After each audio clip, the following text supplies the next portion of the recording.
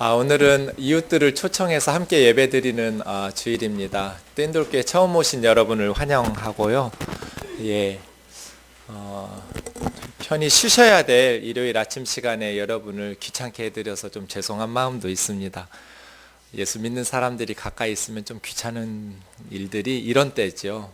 지나 믿을 것이지 꼭 같이 가자고 이렇게 괴롭힌단 말이죠. 네. 저는 여러분에게 무슨 이야기를 할지 여러분이 짐작하실 겁니다. 함께 예수님 믿자는 거지요.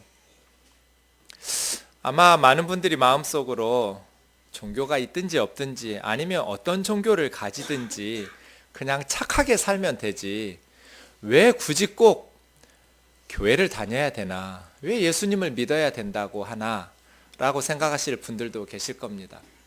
만일 죽음이 끝이라면 종교가 무엇이든지 혹은 어떤 종교를 믿든지 무슨 큰 문제가 있겠어요? 착하게 살면 되겠지요. 그런데 죽음이 끝이 아니라면 조금 얘기가 달라집니다. 성경은 이 부분에 대해서 너무나도 분명하게 말씀하십니다. 히브리서 9장 27절인데요. 같이 한번 읽겠습니다. 시작. 한 번 죽는 것은 사람에게 정해진 것이요 그 후에는 심판이 있으리니. 문장이 두 개입니다. 윗 문장에 대해서 부인하는 사람은 아무도 없을 겁니다. 한 번 죽는 것은 사람에게 정해진 것이다. 모든 사람이 한 번 죽지요. 두 번째 아래 문장에 대해서는 의견이 둘로 나뉠 겁니다. 어떤 사람은 그렇다, 맞다. 어떤 사람은 아니다, 그럴 리 없다, 반대할 분도 계실 겁니다. 성경은 한 번 죽는 것은 모든 사람에게 정해진 것이고 그 후에는 심판이 있을 것이다. 누구의 심판이겠어요? 하나님의 심판이겠죠. 그러니까 우리가 죽으면 끝이 아니라 하나님의 심판대 앞에 서야 된다는 말씀입니다. 그래, 심판이 있을 수도 있지. 그러나 하나님의 심판이 있다 해도 착하게 살면 되지 않을까? 착하게 살면 천국에 갈 것이고 못된 짓 많이 하면서 악하게 산 사람들은 지옥에 가겠지 라고 생각하실지 모르겠습니다. 이 부분에 대해서도 성경이 명확하게 말씀하고 있습니다. 우리 로마서 3장 23절 같이 읽겠습니다. 시작. 모든 사람이 죄를 범하였음에 하나님의 영광에 이르지 못하더니. 착하게 살면 좋은 데 가겠죠. 문제는 착하게 사는 게 가능하냐는 겁니다. 성경은 모든 사람이 죄를 범하였음에 하나님의 영광에 이를 수 없다고 분명히 말씀하십니다. 하나님의 영광에 이르지 못한다는 것은 영광스러운 하나님과 함께 살 수 없다는 뜻입니다. 모든 사람이 죄를 범하였음에 영광스러운 하나님과 함께 천국에서 살 수 없다. 그러면 못된 짓 하고 사는 사람이나 착한 짓 하면서 사는 사람이나 똑같다는 말이냐? 그렇지는 않습니다. 성경은 똑같다고 말하지 않지요. 끊임없이 성경은 우리에게 선하게 살라고, 착하게 살라고 가르칩니다. 착한 것과 악한 것 똑같다고 말하지 않습니다. 그러나 이런 식이죠. 정말 선하고 착하게 사는 사람이 높은 산꼭대기에서 사는 사람이라면 날마다 못된 짓 하면서 악하게 사는 사람은 저 경도 밑바닥에 땅속 깊은 곳에서 사는 사람과 같습니다. 높은 산꼭대기와 땅 밑에 있는 사람처럼 큰 차이가 나지요. 그러나 두 사람 다 하늘의 별이 닿지 않는 것은 마찬가지입니다. 선한 사람이 있습니다. 양심적으로 착하게 사는 사람들이 있습니다. 귀한 일입니다. 성경이 그렇게 살라고 말씀하십니다. 못되게 사는 사람들이 있습니다.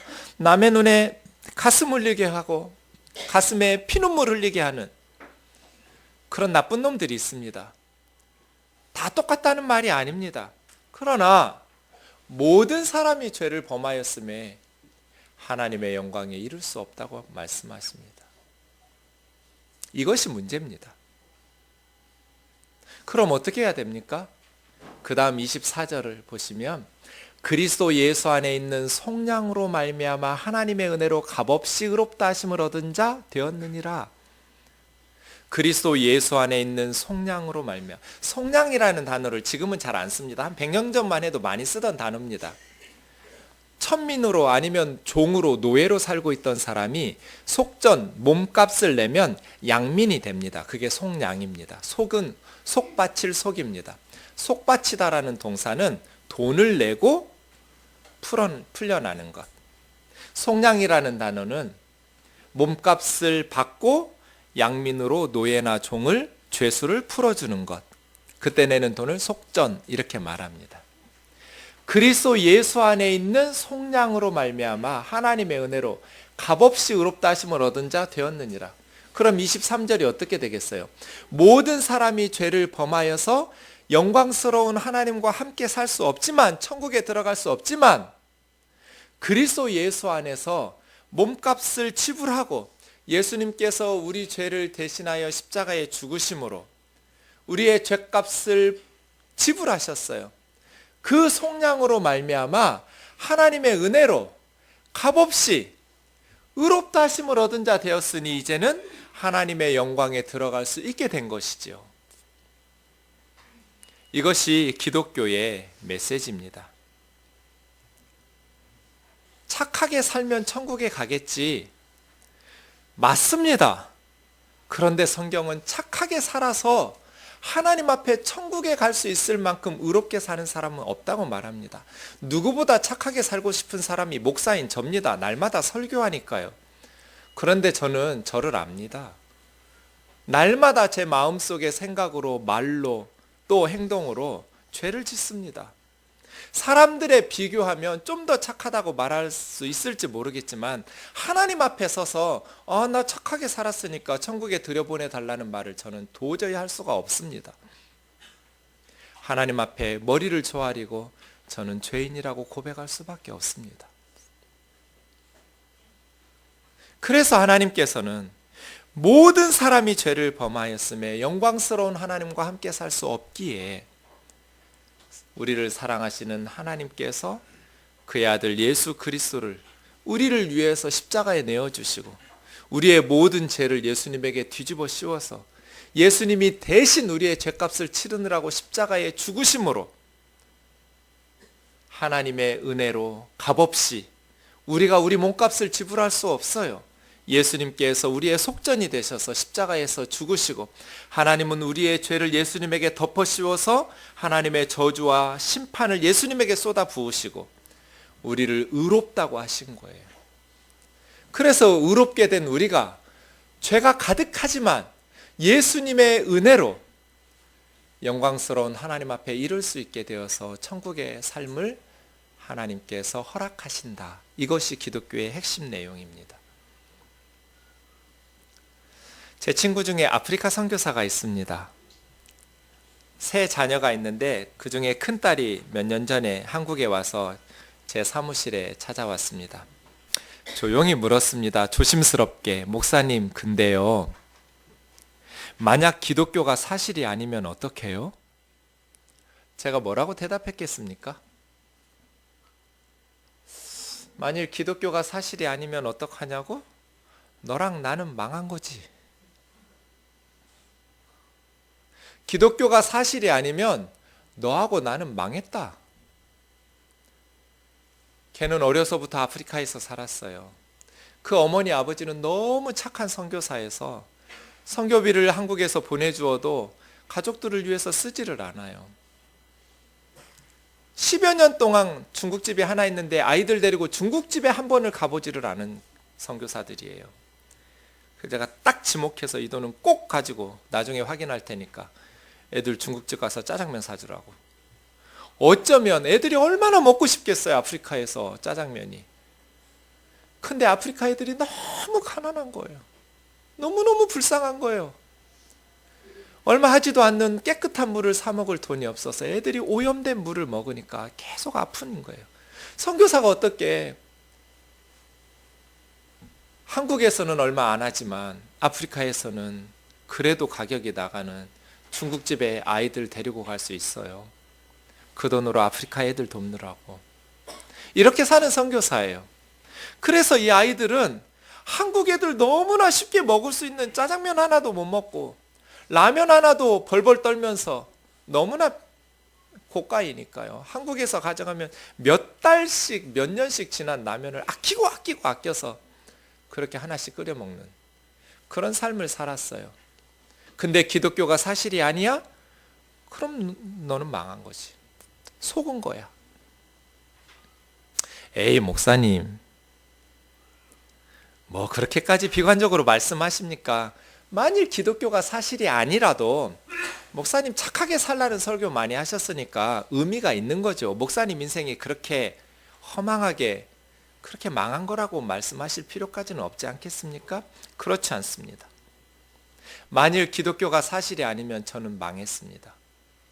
왜냐하면 저에게서 성경을 배웠던 제자들 중에 순교의 위험이 있는 무슬림의 선교사로 간 제자들이 있습니다. 실제로 저에게 성경을 배웠던 선교사님들 중에 순교를 당한 선교사도 있습니다. 제가 복음을 전하고 그들을 예수 믿게 해서 그들이 목숨을 잃어버릴 위험에 처해 있는데 만일 기독교가 사실이 아니면 저는 무슨 짓을 한 겁니까? 북한의 지하교회 성도들을 생각해 보십시오. 엄마 아빠가 예수님을 믿는 것이 발각되어서 총살을 당했습니다. 부모님은 순교를 당했는데 그 자녀들은 어떻게 되겠습니까? 길거리에서 꽃제비가 되어서 굶어 죽습니다. 아니면 성폭행을 당하고 그러다가 비참하게 죽습니다. 구사일생으로 살아남아서 남쪽으로 내려온 순교자의 자녀들을 저는 알고 있습니다. 그 아이들의 말을 들을 때마다 가슴이 찢어지는 것 같습니다. 만일 기독교가 사실이 아니라면 저는 그 아이들에게 가장 악한 짓을 한 겁니다. 그렇지 않습니까? 그래서 만일 기독교가 사실이 아니라면 망했다고 말할 것도 약할 만큼 인류의 몹쓸 짓을 하고 있는 본의 아니게 내가 속았고 다른 사람들을 속여가면서 그 가정들을 파괴시키고 위험에 몰아붙이는 그러한 짓을 하고 있는 중입니다, 제가. 그러니 만일 기독교가 사실이 아니라면 매우 심각해집니다. 불교는 다릅니다. 우리나라에서 가장 영향력 있는 스님 중에 한 분이 법륜 스님일 겁니다. 스님이 쓰신 책은 언제나 베스트셀러입니다. 그리고 수많은 사람들이 스님의 지혜를 듣기 위해서 스님 있는 곳으로 찾아갑니다. 방송에서도 많은 사람들이 스님의 말씀에 귀를 기울입니다. 법륜 스님 쓰신 인생 수업이라는 책이 있습니다. 몇 달 동안 베스트셀러 1위였습니다. 그 인생 수업이라는 책에 이런 말이 있습니다. 저는 법륜 스님 책을 읽거나 강연을 들을 때마다 참 부러울 때가 있습니다. 뭐가 부럽냐면 그 깊은 지혜도 부럽지만 더 부러운 것은 그렇게 말씀하실 수 있다는 게 부럽습니다. 저는 절대로 그렇게 말 못하거든요. 이런 겁니다. 우선 인생 수업이라는 책에 한 할머니 얘기가 나옵니다. 고민이 돼서 스님에게 털어놨습니다. 왜요? 우리 손녀가 고3입니다. 그래서 제가 날마다 관세음 보살님을 부르고 있습니다. 그런데 제 기도가 응답이 안 될 것 같습니다. 왜요, 할머니? 우리 손녀딸이 교회 다닙니다.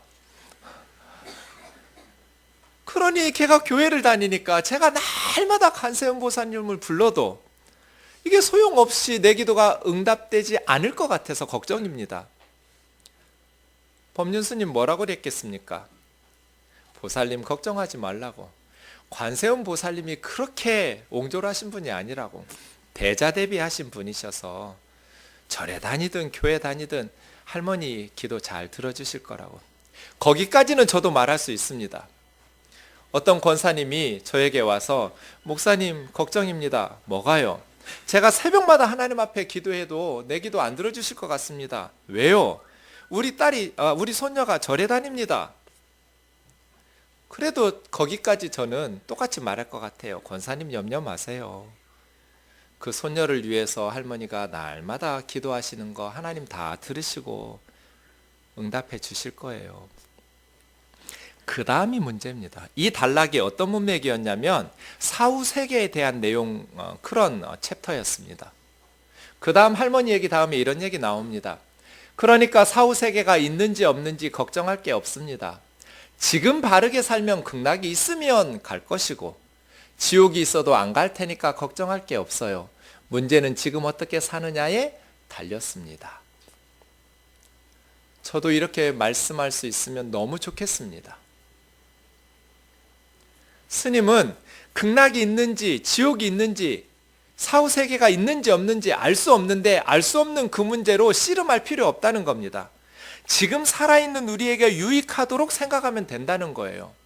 그래서 사후 세계가 있다고 믿는 게 유익할 것 같다는 거예요. 왜냐하면 돌아가신 부모님을 만날 수도 없다고 생각하면 더 살아있는 우리가 슬플 거 아니냐는 거예요. 그러니 있는지 없는지 모르겠지만 돌아계신 가족이나 자녀나 부모님을 죽은 후에도 다시 만나서 살 수 있다는 희망이 살아있는 우리 삶에 유익하니 그렇게 믿고 살자. 설령 지옥이 있다 해도 지금 착하게 살면 안 갈 것이고 극락이 있다 하면 지금 바르게 살면 갈 테니까 너무 염려하지 마라. 누가 스님의 말에 동감을 표하지 않겠어요. 그런데 성경은 이렇게 말하지 않아요. 모든 사람이 죄를 범하였음에 지금 바르게 살면 극락이 있으면 갈 거고 맞는데요. 극락이라고 부르든지 천국이라고 부르든지 지금 바르게 살면 극락에 갈 텐데 문제는 바르게 살 수 있냐는 거예요. 여러분과 제가. 성경은 모든 사람이 죄를 범하였음에 하나님의 영광에 이를 수 없다. 이게 문제예요. 그래서 하나님께서는 그리스도 예수 안에 있는 속량으로 말미암아 값없이 하나님의 은혜로 의롭다 하심을 얻게 하시는 방법밖에 우리를 구원하실 수 있는 방법이 없으셨다는 것이죠. 사랑하는 형제 자매 여러분, 지금 착하고 바르게 살면 천국에 가고 못된 짓 많이 하고 죄 짓고 살면 하나님의 심판을 받는 것 맞습니다. 그런데 우리 모두가 다 착하게도 사시지만 못된 짓도 많이 하면서 살지 않습니까? 그러면 스님의 말씀은 죄를 많이 지은 사람들에게는 소망이 안 됩니다. 나는 사는 동안에 계속 이기적으로 살았는데 나쁜 짓도 많이 하고 남도 속이면서 가슴 아프게 많이 하면서 살았는데 이제 와서 죽음을 앞둔 내가 어떻게 얼마나 바른 일을 해야 극락에 갈 수 있단 말입니까? 하고 절망에 빠질 것입니다. 이것이 다른 종교와 기독교의 다른 점입니다. 차이점이에요. 다른 종교는 모두가 다 바르고 착하게 살면 좋은 곳에 간다고 말합니다. 기독교는 바르고 착하게 살면 좋은 곳에 갈 수 있는 게 맞는데 바르고 착하게 살 수 있는 사람이 없다고 말합니다. 그래서 사람들을 사랑하시는 하나님 아버지께서 예수 그리스도를 세상에 보내주셔서 우리 죄를 그분에게 덮어씌워서 하나님의 저주와 심판을 쏟아붓고 우리를 대신해서 벌 받으셨으니까 우리 죄가 용서받는다 라고 말씀하시는 것입니다. 사랑하는 형제 자매 여러분, 목사님들 중에도 종교는 상관없다, 종교다원주의라고 부릅니다. 어떤 종교를 믿든지 구원받을 수 있다. 하나님은 그렇게 옹졸하신 분이 아니라고 말씀하시는 목사님들 계십니다. 저는 정직하지 않다고 생각합니다. 제가 존경하는 목사님 계십니다. 사회 정의를 위해서 애쓰시고 너무나 정직하고 진실하게 사시는 목사님이십니다. 점심 식사를 같이 했습니다. 제가 물었습니다. 목사님, 저는 목사님이 좋습니다. 목사님에게 참 배울 것이 많고 목사님 앞에 서면 저는 참 부끄러움을 많이 느낍니다. 도전을 많이 받습니다. 그런데 제가 목사님에게 동의할 수 없는 것이 한 가지 있습니다. 예수님을 믿지 않아도 구원받을 수 있다고 말씀하시는 겁니다. 성경은 다른 이름으로는 구원받을 수 없다고, 예수 그리스도의 이름으로만 구원받을 수 있다고 말씀하셨는데 왜 목사님은 애매모호하게 말씀하십니까? 예수님 안 믿어도 구원받을 수 있습니까? 없습니까? 성경으로는 할 수 없는데 저는 예수 믿지 않아도 구원받을 수 있다고 생각한다고. 나는 동의할 수 없다고. 나도 그렇게 말했으면 좋겠다고. 나도 목사님처럼 말하면 더 많은 사람들이 나를 옳다고 동의할 거라고. 나도 법륜 스님처럼 말할 수 있으면 좋겠어요. 종교가 있든지 없든지 어떤 종교든지 그냥 오늘 바르게 살면 극락이 있으면 갈 것이고 지옥이 있어도 안 갈 거니까 오늘 착하고 바르게 살라고, 그럼 된다고. 그런데 성경은 그렇게 말씀하시지 않습니다. 모든 사람이 죄인이라고, 너희는 죄인이라고, 하나님이 괜히 죄인이라고 정죄하시는 것이 아니라 우리가 정말 그렇게 죄를 지으면서 살잖아요. 그래서 하나님께서는 사랑하는 사람들을 위해서 구원의 길을, 예수 그리스도를 보내셔서 내어주실 수밖에 없었던 것이죠. 오늘 본문에서 사도 바울은 복음에 대해서 이야기합니다. 우리 1, 2절을 같이 읽겠습니다. 시작. 형제들아, 내가 너희에게 전한 복음을 너희에게 알게 하노니 이는 너희가 받은 것이요 또 그 가운데 선 것이라. 너희가 만일 내가 전한 그 말을 굳게 지키고 헛되이 믿지 아니하였으면 그로 말미암아 구원을 받으리라. 복음이라는 말은 복 있는 소리라는 뜻이니까 좋은 소식이라는 뜻입니다. 내가 너희에게 전해주었던 이 좋은 소식을 너희에게 다시 인식하면서 일깨워 주기를 원하는데, 이것은 너희가 받은 것이고 너희가 그 가운데 선 것이다. 교회는 복음 안에 세워진 것이죠. 예수님의 복음을 듣고 믿음으로써 교회가 형성되니까 그 가운데 선 것이죠. 너희가 만일 내가 전해주었던 이 복음의 말을 굳게 지키고 헛되이 믿지 아니한다면 그 복음으로 말미암아 너희는 구원을 받을 것이다. 왜 복음을 믿어야 되는가? 구원 때문입니다. 복음이 무엇인가에 대해서는 다음 3, 4절에서 설명합니다. 왜 우리가 예수님의 복음을 믿어야 되는가? 구원을 받을 수 있는 유일한 길이기 때문입니다. 착하게 살아서 바르게 살아서 구원을 받을 수 있다면 종교가 상관없습니다. 절에 가도 착하게 살라고 할 것이고, 유교에 가도 착하게 살라고 할 것이고, 힌두교에 가도 착하게 살라고 할 것이고, 어디를 가든지 다 착하고 바르게 살라고 가르치지 못된 짓 하면서 살라고 가르치는 종교가 어디 있겠습니까? 그러니 우리가 바르고 착하게 살아서 구원을 받을 수 있다면 모든 종교, 사실은 종교가 없어도 상관없습니다. 종교가 있어야만 바르고 착하게 살 수 있는 것은 아니니까요. 그러나 성경대로 모든 사람이 죄를 범했다면, 착하고 바르게 살 수 없다면, 그래서 영광스러운 하나님 앞에 나아가서 함께 살 수 없다면 문제는 달라집니다. 하나님께서 예수 그리스도를 세상에 보내신 이유는 우리의 죄를 그 예수님에게 뒤집어 씌워서 하나님께서 예수님에게 우리의 죄값을 치르게 하시고, 누구든지 그 복음을 굳게 지키고 헛되이 믿지 않으면 구원을 얻을 수 있도록 주신 것입니다.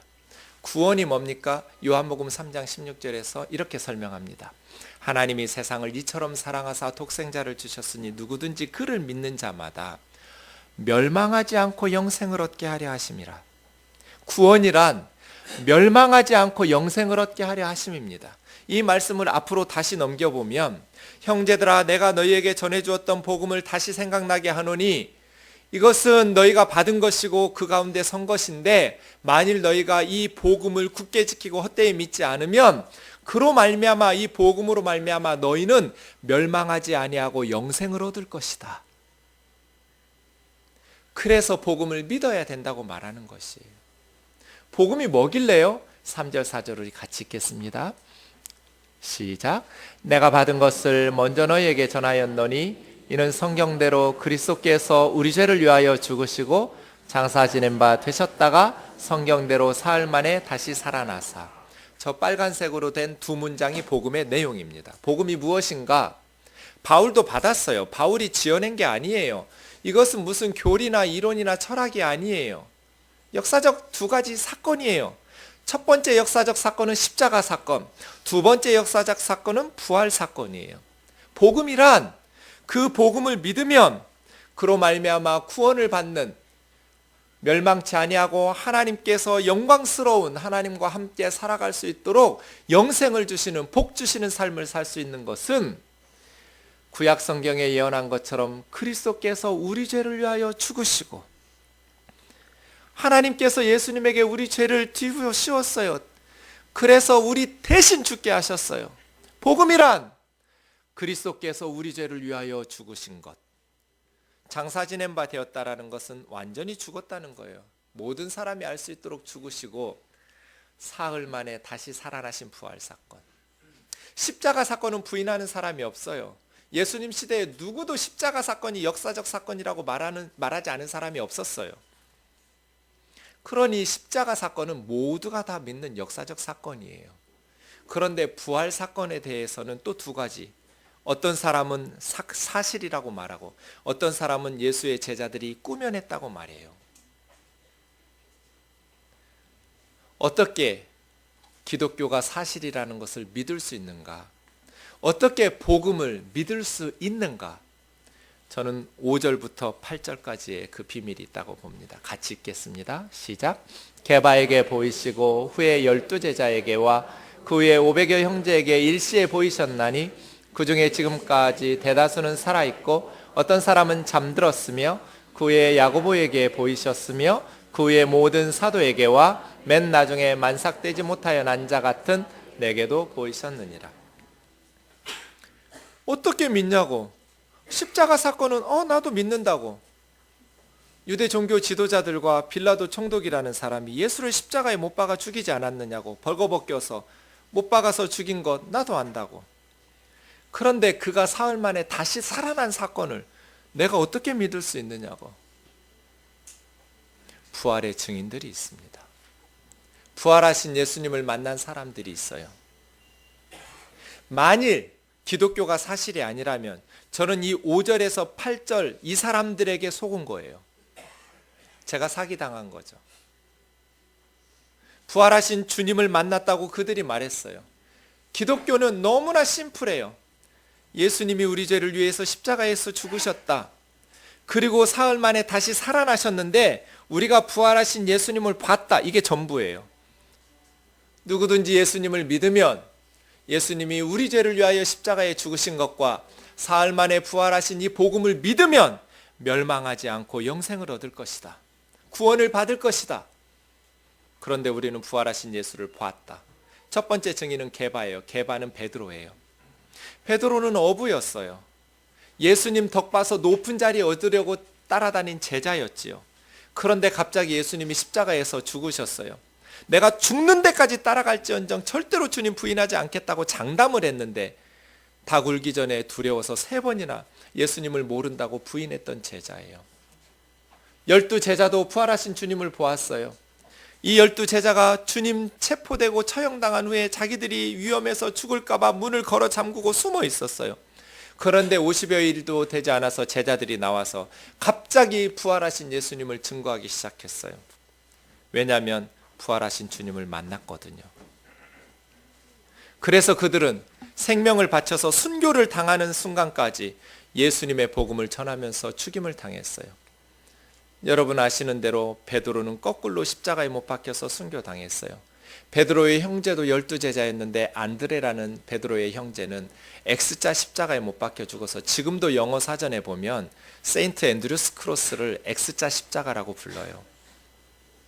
바돌로메라는 제자, 로마의 베드로 성당에 보면 12제자의 동상이 있는데 하나는 한 손에는 바돌로메의 손에는 칼을 들고 있고 한 손에는 자기 가죽을, 껍질을 들고 있어요. 왜냐하면 산채로 껍질 벗겨 죽였거든요. 로마 제국의 난 크리스찬 역사가들이 헤로도투스나 타키투스나 또 요세푸스 같은 유대인 출신 역사가들 크리스찬이 아니에요. 이들이 써놓은 글에 기독교인들을 조롱하듯이 말하는 글들이 신약 성경과 일치하는 내용들이 많아요. 많은 사람들이 예수를 믿기 시작하는데 그들을 화형시키거나 죽여서 기름을 짰대요. 그래서 그 사람 기름으로, 예수쟁이들의 기름으로 저녁에 횃불을 밝히는 데 사용했다고. 수많은 그리스도인들이 순교를 당했어요.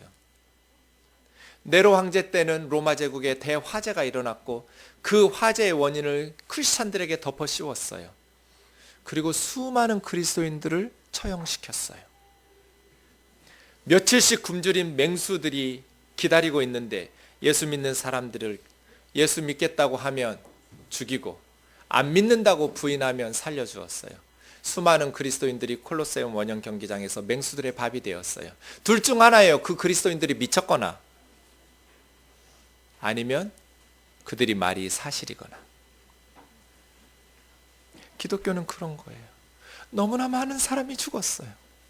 이 복음을 우리에게 전해주기 위해서 너무나 많은 사람이 죽었어요. 그들은 죽어야 될 이유가 하나도 없었어요. 자기 눈에 넣어도 아프지 않을 자녀들이 자기들이 전해준 복음을 들으면 죽어요. 그런데 초대교회 예수님의 제자들은 그렇게 순교를 당했어요. 무슬림들처럼 땅을 빼앗기 위해서, 잃어버렸던 땅을 되찾기 위해서 한 손에는 코란, 한 손에는 칼을 들고 혁명을 일으킨 게 아니에요. 공산주의자들처럼 기득권자들을 몰아내고 모든 평등한 세상을 만들기 위해서 뭔가 그러한 세상적인 야망을 위해서 혁명을 일으키지도 않았어요. 그냥 원수까지 사랑하자 외치면서 죽었어요. 무엇을 위해서? 그들이 한 말은 똑같았어요. 500여 형제가 동시에 부활하신 예수님을 보았대요. 그 중에 고린도전서를 쓰고 있을 동안에 대다수는 살아있고 어떤 이들은 죽어서 잠들었으며, 야고보에게도 보이셨는데 이 야고보는 예수님의 친동생이에요. 요한복음 7장에 보면 예수님의 형제들도 예수를 믿지 않았다고. 그런데 나중에는 야고보서를 쓰고 나중에 이 야고보도 돌에 말아서 순교당해요. 예수님의 동생들이 다 그렇게 순교당해요. 부활하신 예수님을 보았기 때문이에요. 맨 나중에 유산된 것 같은 내게도 보이셨느니라. 바울은 원래 박해자였어요. 예수 믿는 사람들을 잡아 가두고 죽이는 데 앞장섰던 사람이에요. 그런데 바울도 부활하신 예수님을 만나고 인생이 변했어요. 유대 종교 지도자들에게 체포영장을 발부받아서 시리아의 다마스커스로 가고 있었어요.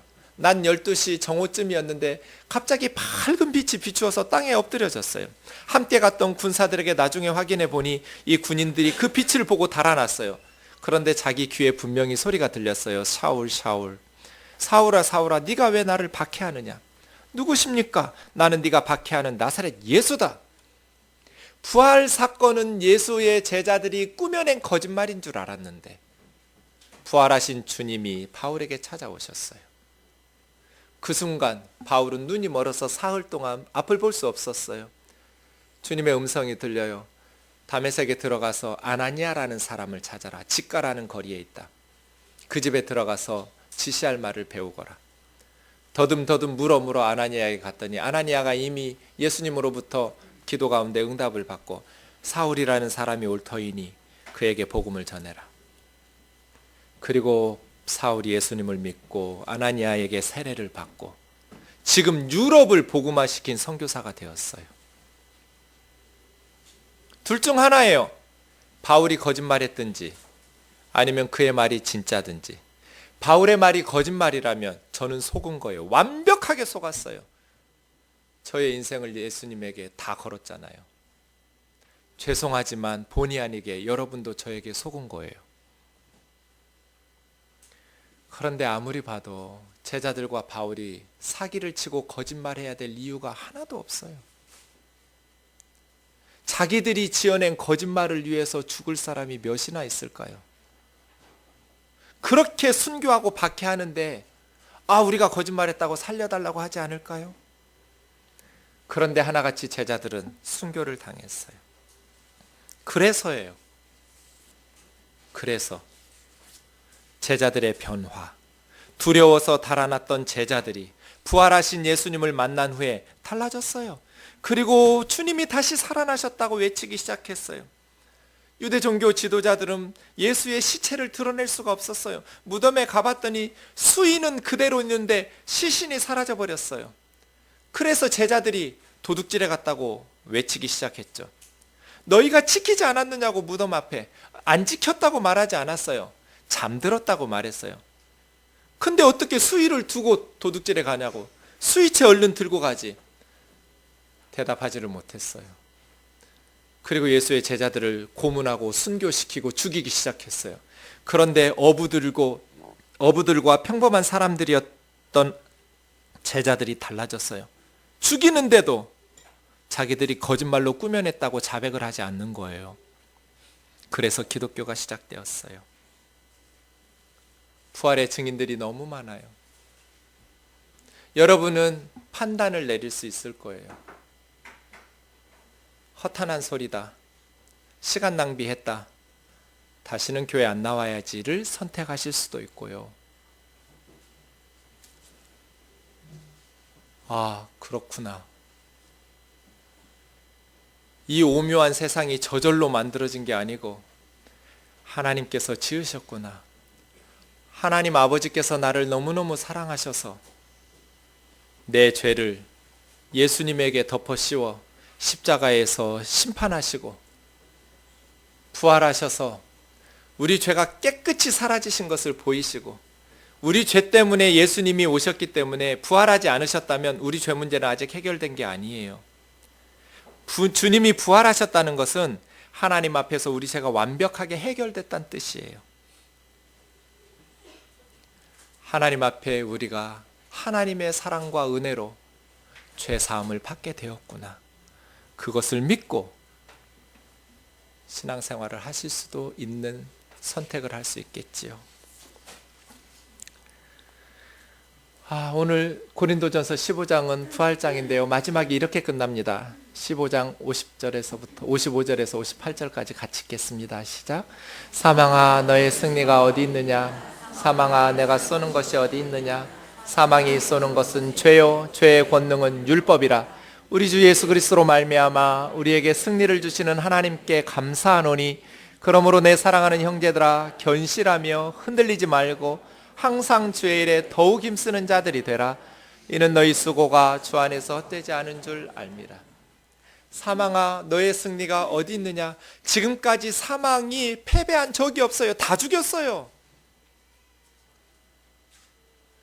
강한 운동선수도 사망은 진 적이 없어요. 지식이 많은 학자들도 사망은 패배한 적이 없어요. 사망은 언제나 이기고 승리하고 짓밟고 죽였어요. 그런데 유일하게 예수님을 토해냈어요. 예수님을 자기 지배 아래 묶어둘 수가 없었어요.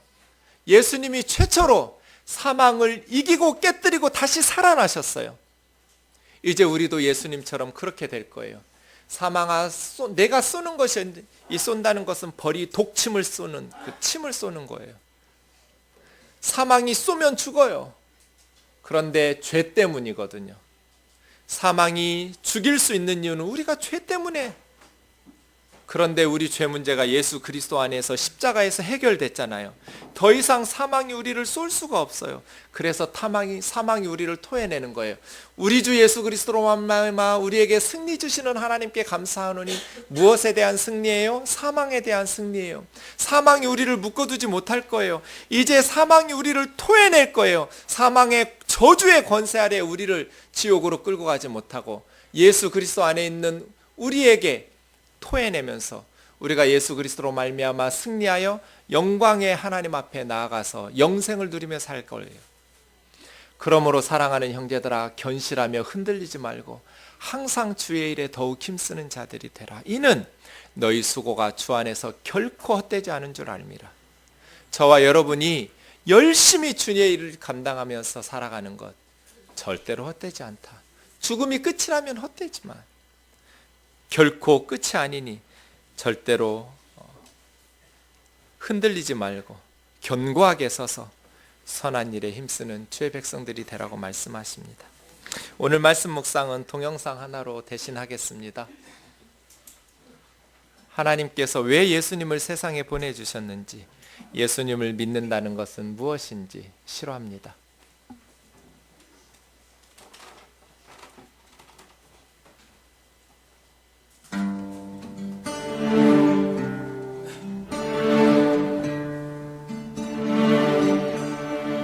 Who taught the sun where to stand in the morning? And who told the ocean you can only come this far? And who showed the moon where to hide till evening? Whose words alone can catch a falling star? Well, I know my Redeemer lives. I know my Redeemer lives.